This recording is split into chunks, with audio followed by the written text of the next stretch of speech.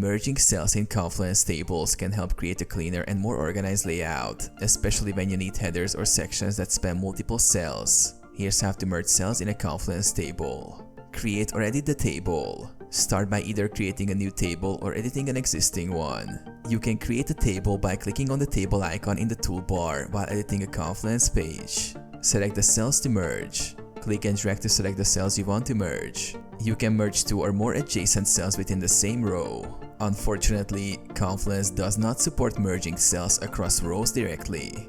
Open the Cell Merge menu. Once you've selected the cells, right-click within the selected area. In the context menu that appears, look for the option Merge Cells and click it. Adjust content. After merging, the content from all selected cells will combine into one larger cell. You can now add or adjust content as needed. Save the table. After merging cells, finish editing the page and click Publish to save your changes.